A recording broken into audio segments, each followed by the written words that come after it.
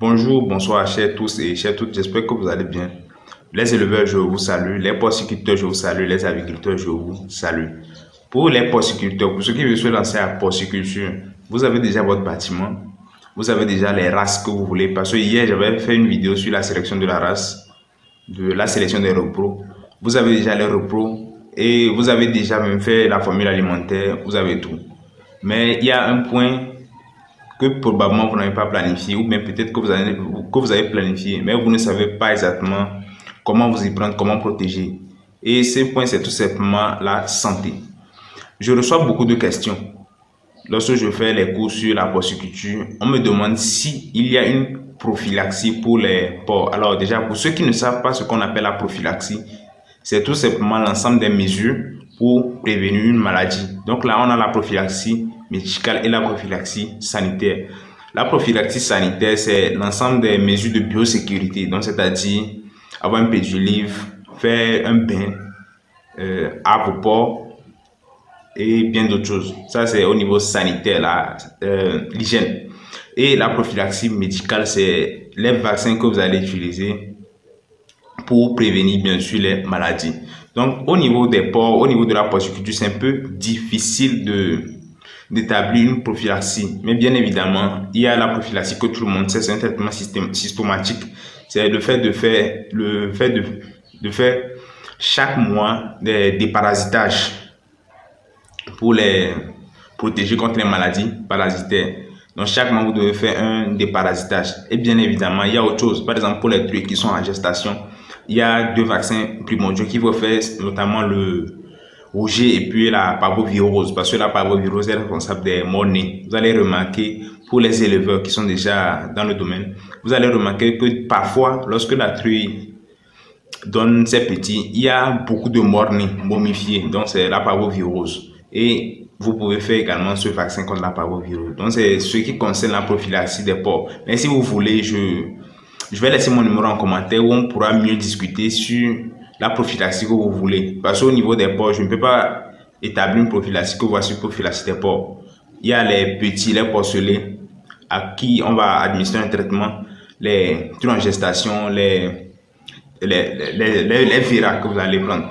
Donc tout ça a des prophylaxies mais différentes. Quand même cette vidéo, le but principal de cette vidéo, ce n'est pas pour parler des prophylaxies, mais c'est principalement pour parler des maladies en porciculture. Je vais tout simplement parler de 3 maladies dans cette vidéo pour ne pas trop durer. Parce que si je devrais parler de toutes les maladies des porcs, cette vidéo peut faire une semaine sans être terminée. Mais je vais quand même faire 3 maladies. Et si je devais détailler ces 3 maladies-là, on peut passer 3 jours ici sans terminer la vidéo. Ces 3 maladies, c'est tout simplement la gale, le rouget et la peste porcine africaine. Ce sont ces 3 maladies-là que les porciculteurs rencontrent souvent. Donc, il y a beaucoup plus de cas quand même de gale. Mais à part ça, à part ces maladies-là, il y a également les maladies bactériennes. Et ça, c'est dû à l'alimentation. Vous allez remarquer que les porciculteurs, ils n'alimentent pas bien leur sujet. Ou soit ils mélangent avec de l'eau, ils n'arrivent pas à faire le stockage. Donc, lorsqu'ils font le stockage de l'aliment, ils vont mélanger avec de l'eau, ce qui va attirer les mycoses. Donc, les mycoses, ce sont les champignons tout simplement. Et le porc aura des problèmes de digestion. Et ça, c'est des maladies digestives. Donc, il y a beaucoup de maladies qu'il faut voir en porciculture, mais notamment, je vais quand même commencer avec la gale. Comment reconnaître la gale? C'est tout simplement les plaies au niveau des oreilles, au niveau du bas des oreilles. Au niveau du bas des oreilles, vous allez voir, il y a la plaie. Donc, la plaie commence de là.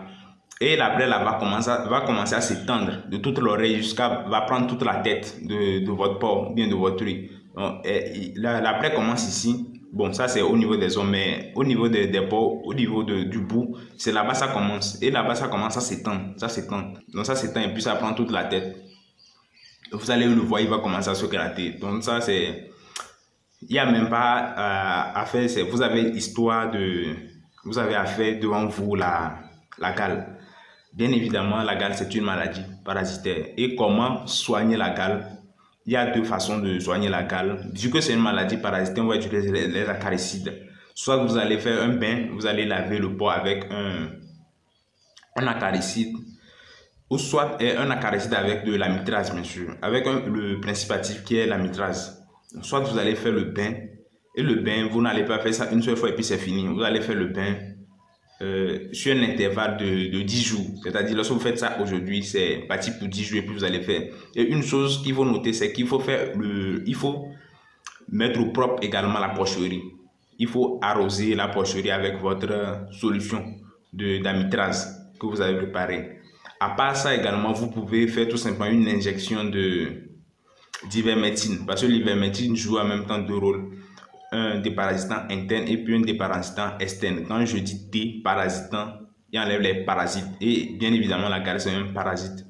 Donc lorsque vous utilisez de l'ivermectine, comment mettre ça? C'est 1 ml pour 33 kg. Donc lorsque vous allez estimer le poids de l'animal, vous allez déterminer combien de millilitres que vous allez utiliser pour l'animal.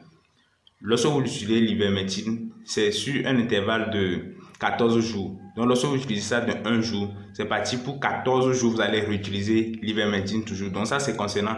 Là, nous allons parler du rouget, qui est la deuxième maladie que nous devrons parler. Le rouget, c'est une maladie que vous voyez directement, vous savez que c'est le rouget. Il n'y a pas 36 solutions, il n'y a pas une histoire de faire descendre Dieu sur terre pour venir confirmer que c'est le rouget. Mais, il y a différents types de rouget. Notamment, il y a 3 types de rouget, 3 formes de rouget. Donc, il y a la forme aiguë, la forme cutanée et puis la forme chronique. Et ces 3 formes-là, elles ne se présentent pas de la même façon, elles ne se soignent pas de la même façon. La forme chronique, c'est plus difficile à soigner.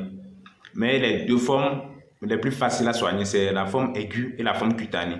Donc, la forme cutanée, vous voyez directement, vous savez. Parce que sur l'animal, il y a des plaques rougeâtres. Donc, vous allez voir des taches rougeâtres sur l'animal qui est en désordre sur l'animal. Là, vous savez directement que c'est le rouget. Des taches rouges sur l'animal, vous savez directement que c'est le rouget. Et qu'est-ce qu'il faut faire? Tout simplement, il faut faire une injection de la pénicilline. Donc, bien évidemment, la pénicilline, c'est un antibactérien et le rouget, c'est une maladie bactérienne. Lorsque vous faites cette injection de pénicilline, là, c'est sur 3 jours ou bien sur 5 jours. Donc, faites ça successivement. Si sur 3 jours, l'état de votre peau ne s'améliore pas, vous allez continuer sur 5 jours. Ça, c'est concernant le rouget. Et on va terminer avec la peste porcine africaine. Pourquoi africaine à la fin? C'est parce qu'il y a 2 pestes porcines. Il y a la peste porcine classique et puis la peste porcine africaine. Au niveau de la peste porcine classique, bon, ça c'est facile. Ça ne cause pas trop de dégâts comme la peste porcine africaine, mais je vais parler de la peste porcine africaine. Quand on parle de la peste porcine africaine, les gens ont seulement leur idée fixe. Ils ne savent pas qu'il y a différents types de peste porcine africaine. Et bien évidemment, il y a différents types de peste porcine africaine.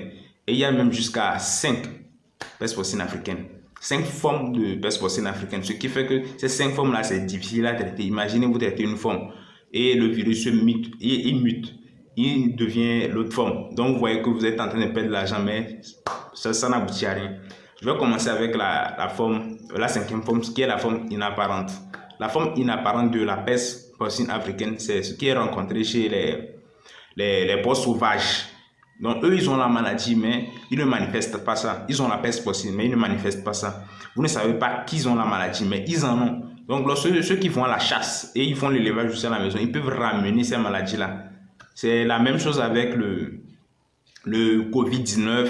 Vous voyez, il y a beaucoup de maladies dans les brousses. On va en brousse, on ramène les brousses là. Bien qu'on aime la viande de brousse, moi-même j'aime la viande de brousse. Bien qu'on aime la viande de brousse, il faut faire quand même attention. Il faut respecter certaines mesures de biosécurité. Il ne faut pas juguler ces deux-là parce que les animaux de la brousse sont beaucoup plus solides que les animaux de la maison. Quand je parle de la forme inapparente, je vais donner un exemple beaucoup plus basique pour que vous compreniez. Par exemple, le Newcastle. Le canard est plus résistant au Newcastle que la poule. Donc le canard, c'est un porteur sain. Il peut avoir le Newcastle, mais il ne manifeste aucune maladie. Donc vous ne savez pas que le canard a une maladie. Et lorsque vous élevez ces canards-là avec les poules, ils vont contaminer ça à vos poules. Vous allez casser votre tête en vous demandant d'où vient le Newcastle, mais c'est tout simplement les canards que vous avez. Donc la forme inapparente de la peste porcine africaine, c'est chez beaucoup plus les animaux sauvages. À part ça, maintenant nous avons la forme chronique. Donc la forme chronique, c'est gangrénant. Donc ça peut rester chez l'animal, ça peut vivre dans le corps de l'animal. Ce virus-là peut vivre dans le corps de l'animal La forme chronique de la peste porcine africaine peut rester chez le porc pendant pratiquement un an, donc de 2 mois à 15 mois. La forme de la peste porcine va rester dans le corps de l'animal. Et c'est gangrénant. Pourquoi je dis c'est gangrénant? C'est parce que tout le temps votre porc va maigrir. Il va manger, mais il maigrit toujours. Il a l'hyperthermie, toujours la fièvre et puis plein d'autres choses. À part la forme chronique, il y a la forme aiguë, la forme subaiguë et la forme suraiguë. Donc c'est la forme suraiguë, c'est la forme grave. C'est ça qui est déterminant. Donc lorsque la forme suraiguë advient dans votre élevage, on bloque carrément votre élevage. Sur 6 mois, vous n'allez plus faire l'élevage là-bas. Parce que le virus est difficile pour qu'il soit éliminé.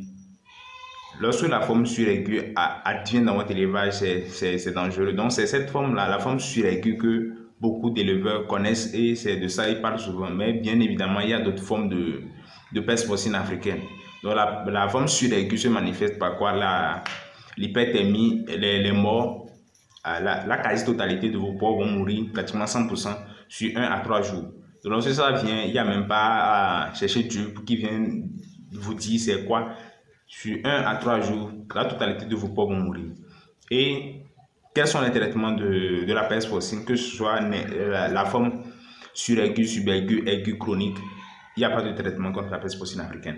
Pas de traitement.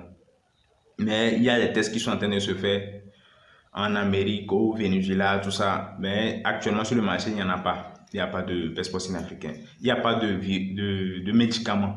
Et pour ceux qui disent que le pipi du lapin arrive à traiter la peste porcine, bon, c'est tout simplement des affabulateurs, des menteurs.